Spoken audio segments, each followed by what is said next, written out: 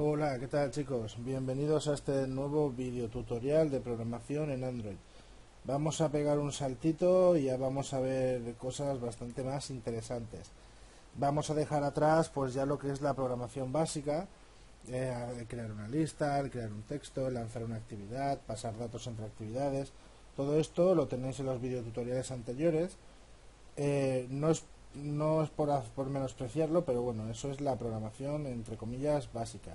¿De acuerdo? Es lo que todo programador de Android debe saber: cómo crear una lista, cómo crear su propia lista, cómo crear su propio botón, etcétera, etcétera. Pero lo que nos interesa en realidad es la funcionalidad de estos dispositivos en Android, que hoy en día es muy amplia.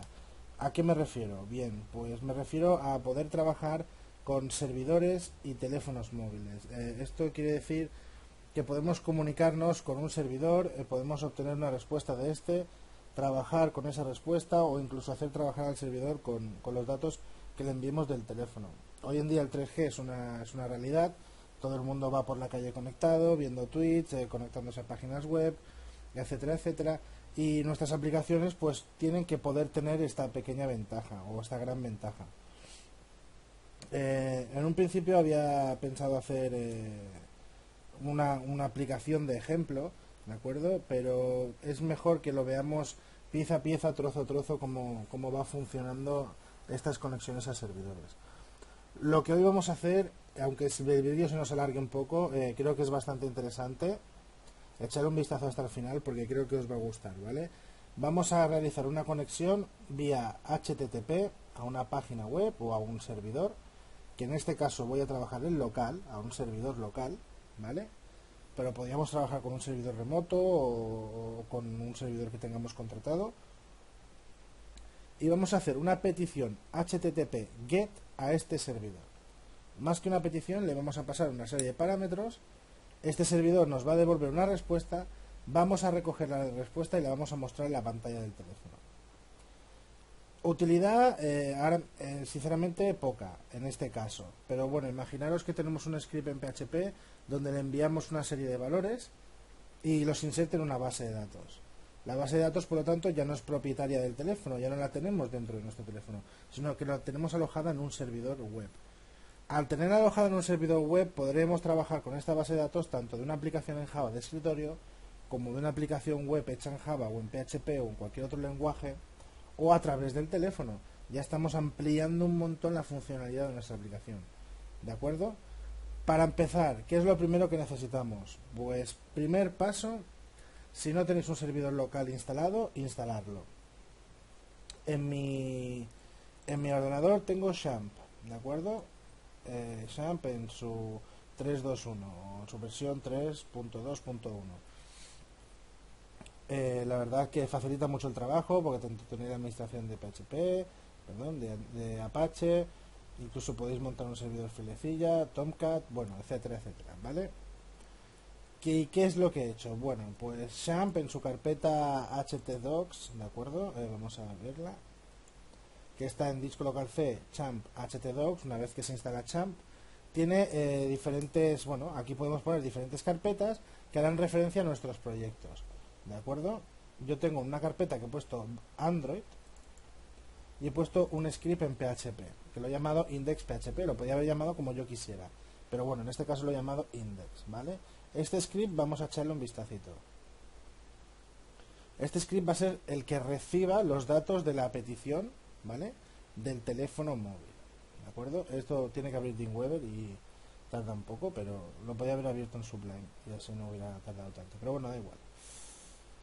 Al lío. ¿Qué tiene este script? Pues ahora lo veréis, es un script súper simple. Solamente declara una variable en PHP que recibe el parámetro nombre que le envía, que recibe por get, ¿de acuerdo? Recibirá un parámetro nombre con un valor a través del método get y lo vamos a guardar dentro de esta variable que se llama nombre. Luego solamente imprimiremos, funciona el script y concatenamos lo que hemos recibido por get, ¿de acuerdo? Este es el script muy sencillo.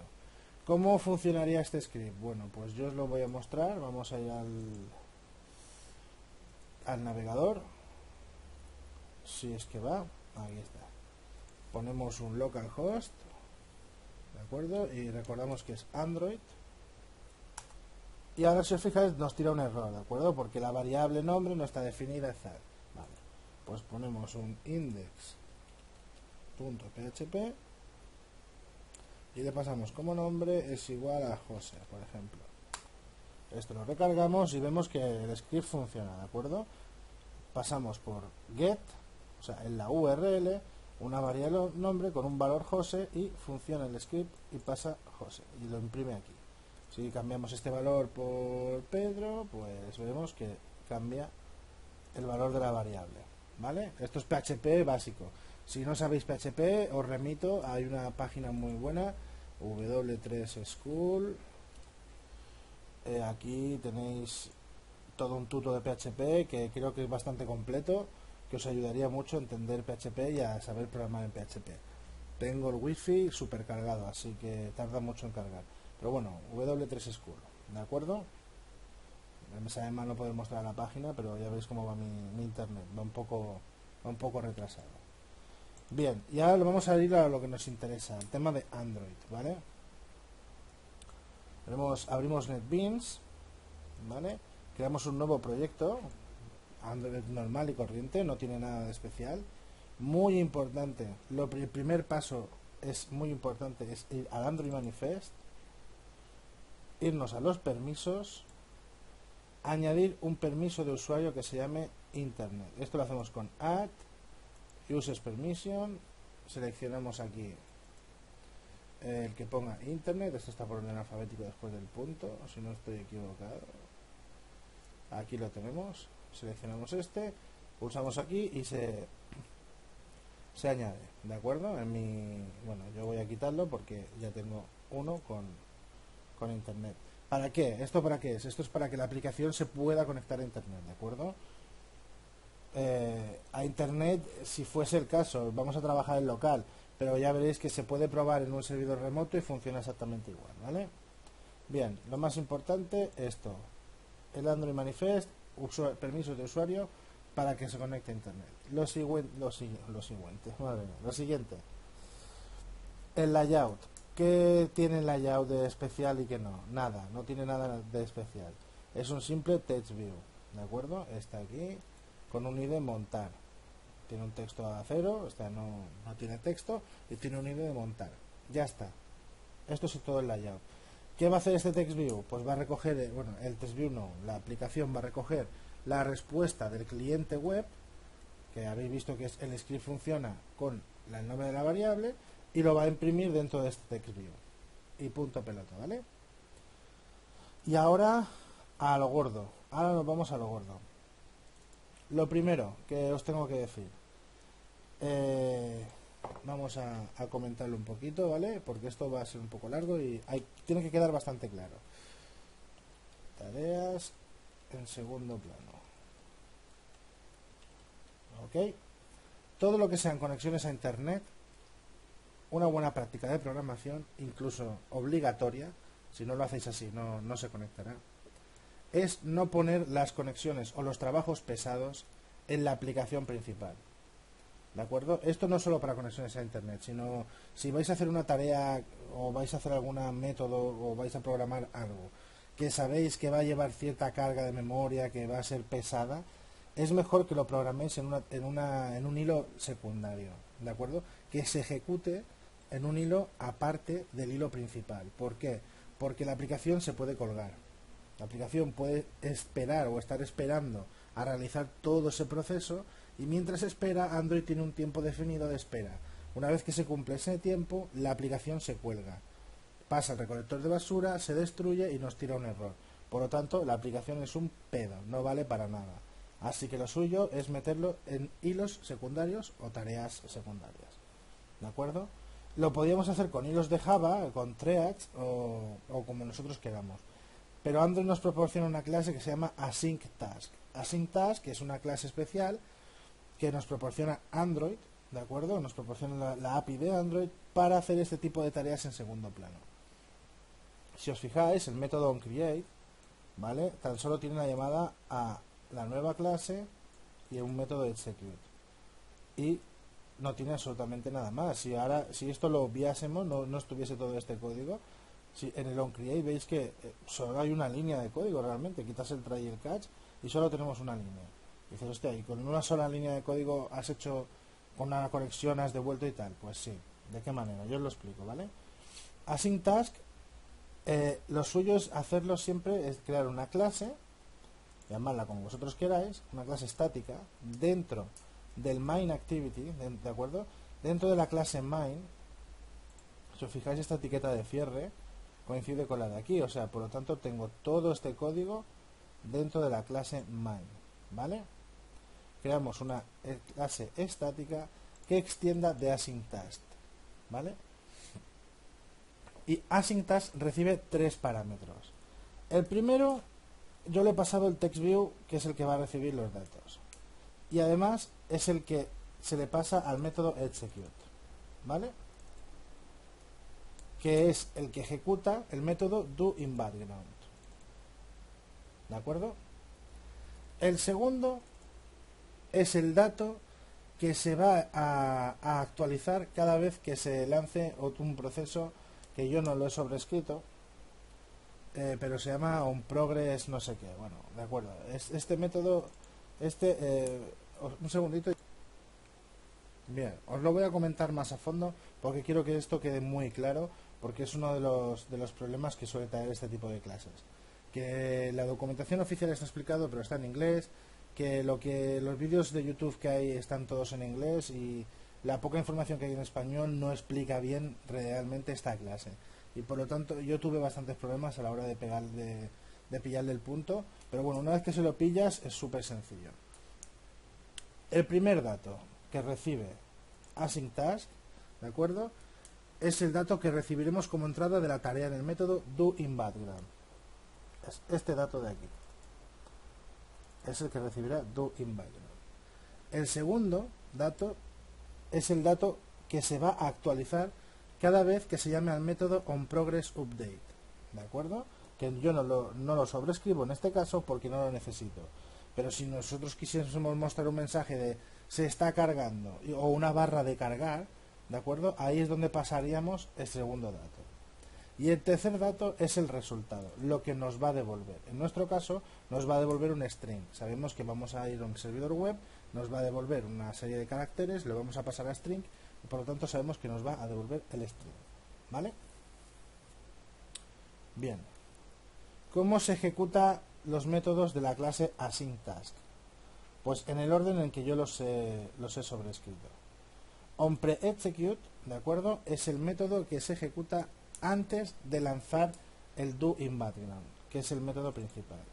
Por lo tanto, si tenemos que mostrar un mensaje de se están cargando los datos o un logo de esos que van girando, etcétera, lo haremos en este método, onPreExecute. El segundo dato el segundo método que se ejecuta, ¿de acuerdo? Es doInBackground. En mi caso, lo que hace es llamar a getDatos, ¿vale? Que os explicaré qué es lo que hace este método. Y el resultado de doInBackground se guarda en onPostExecute. O sea, lo que nos devuelve doInBackground va a onPostExecute como parámetro. ¿De acuerdo? ¿Esto por qué es así?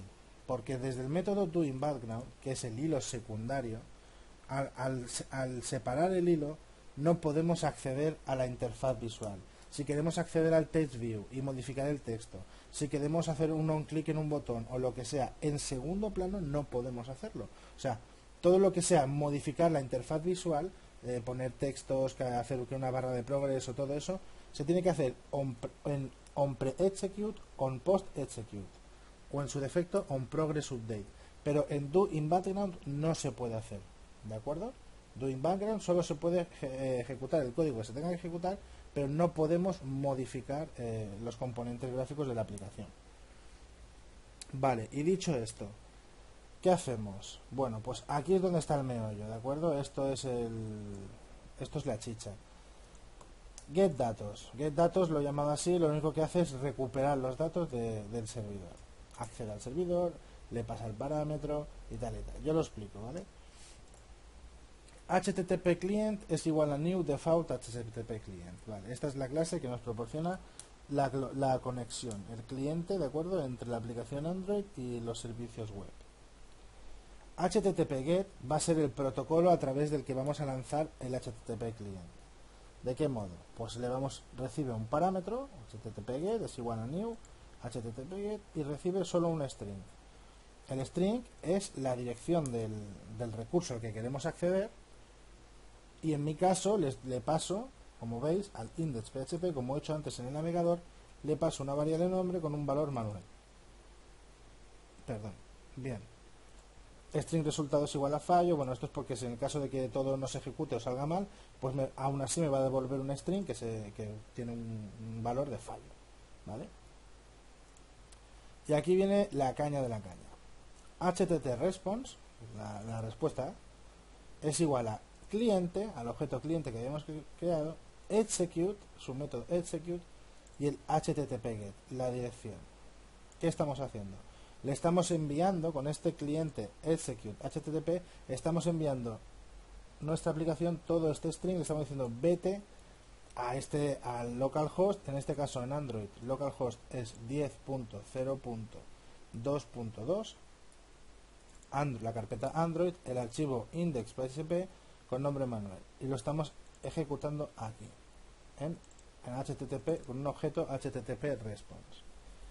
Hecho todo esto, ¿de acuerdo?, lo que tenemos que hacer es recoger los datos que nos devuelve el script, el index.php, que habéis visto que devolvía una respuesta, un echo. El script funciona con el nombre de la variable. ¿Y cómo hacemos esto? Bueno, pues vamos a almacenar todos estos datos dentro de un buffer reader. Esto es Java puro y duro, buffer reader, string buffers, y todo lo que vais a ver hasta ahora es Java, ¿de acuerdo? Así que si no lo tenéis muy claro, no sabéis cómo funciona, echadle un vistacito. Pero vamos, que es muy sencillo, ¿eh? Un objeto buffer reader lo único que hace es almacenar dentro de un buffer, ¿de acuerdo?, lo que va leyendo desde un archivo. Nosotros, en vez de pasarle la dirección de un archivo de texto o lo que sea, le estamos pasando que acceda al objeto respuesta getEntity getContent. Esto quiere decir accede al contenido de la respuesta que hemos lanzado aquí con el client execute, ¿de acuerdo? Buffer reader recibe como parámetro un input string reader con el contenido que va a leer y lo almacena dentro de buffer reader. Luego creamos un string buffer vacío, ¿de acuerdo?, para almacenar todo lo que vamos leyendo del buffer reader. ¿De qué manera? Pues muy sencillo. Línea vacío, NL vacío también. Bueno, NL es un espacio, ¿vale? Creamos un espacio para poder separar cada línea de lo que vamos leyendo. ¿Y qué le decimos? Pues que mientras línea es igual a bufferreader.readline, o sea, bufferreader.readline se introduce dentro de línea. Si esto es diferente a null, o sea, si da positivo, si este código que se lea una línea dentro del buffer reader es diferente a null, lo que hacemos es que en el string buffer añadimos la línea más un espacio. Ya está, ¿de acuerdo? Luego cerramos el buffer reader, por supuesto, para no consumir recursos, y en la variable resultado que habíamos declarado aquí arriba, que ponía fallo, si todo ha ido bien, guardamos el string buffer y lo pasamos a string. Y ya tenemos dentro de una variable string lo que hemos leído del servidor, ¿de acuerdo? Esto, bueno, os puede parecer un poco joder, y aquí hay mucho string buffer, línea, hostias, tal. No es tanto, sinceramente. El string NL, si queréis, lo podéis obviar, lo podéis comentar o lo que sea, porque aquí podéis hacer línea más y podéis poner espacio vosotros, dos comillas y un espacio. El buffer reader es imprescindible, el input stream reader también, porque le estamos diciendo dónde vamos a recoger los datos para almacenarlos en el buffer, ¿de acuerdo? Y el string buffer lo único que hace es es una manera de declarar un string y poder ir añadiéndole otros strings diferentes, ¿de acuerdo? Porque si no tendríamos que hacer un string más la línea, luego guardar esa línea dentro de otro string y así sucesivamente. De esta manera lo hacemos con string buffer. Es una clase que nos proporciona Java ¿de acuerdo? Es muy sencilla, solamente pues como veis tiene un parámetro que es append, que es ir añadiendo, ¿de acuerdo? Y lo único que va haciendo es guardar pues todo lo que va recogiendo de la respuesta, lo va guardando dentro de este string buffer. Luego pasáis el string buffer a string, hacéis un único objeto, un único bloque de texto y listos. Y lo devolvemos. Return resultado. ¿Qué pasa en este caso? Pues en doing background hemos hecho lo siguiente. Hemos devuelto getDatos. Devuelto, lo que hace este método es devolvernos el resultado. Y esto se lo pasa a aquí, a este parámetro, onPostExecute.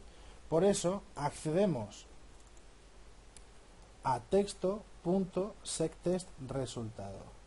¿Y qué es texto? Pues aquí lo vamos a ver. Un segundito que os lo muestro. Aquí lo veis. Texto es el text view que hemos declarado aquí, que es el que recibe por parámetro, que al ser el primer parámetro es el que recibe el método execute.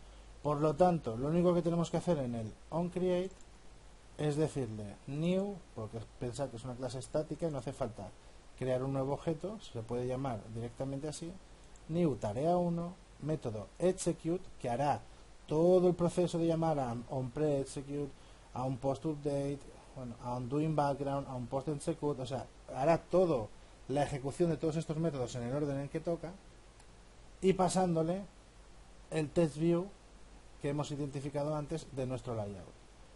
Con esto, ¿qué hará? Pues el resultado lo seteará, ¿de acuerdo?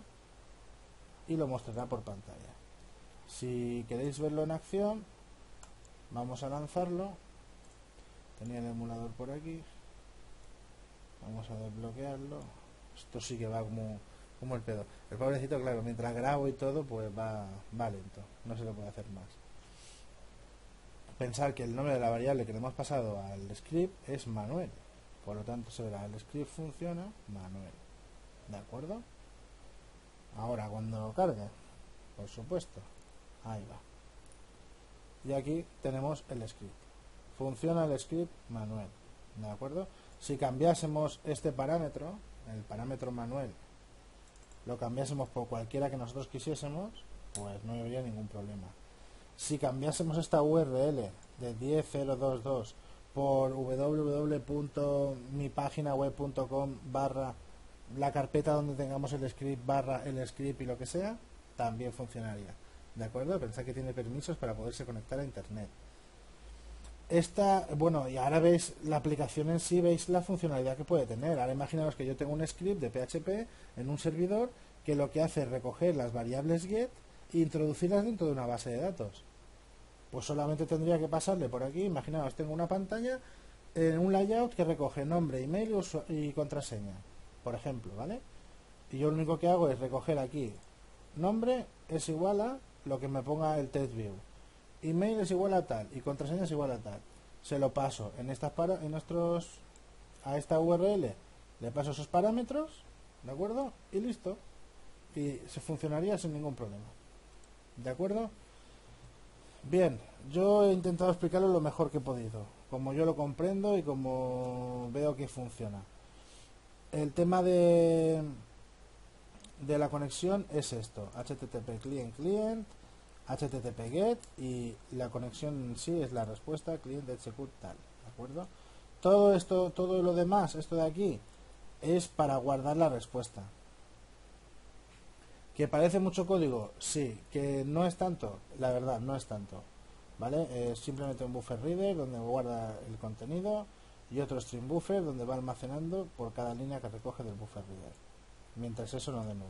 Cuando dé null quiere decir que no hay más líneas dentro de la respuesta. Pum, salta, cierra el buffer y pasa el resultado a string. Y ya está. Luego nos lo devuelve y lo pintamos en el test view aquí. ¿De acuerdo?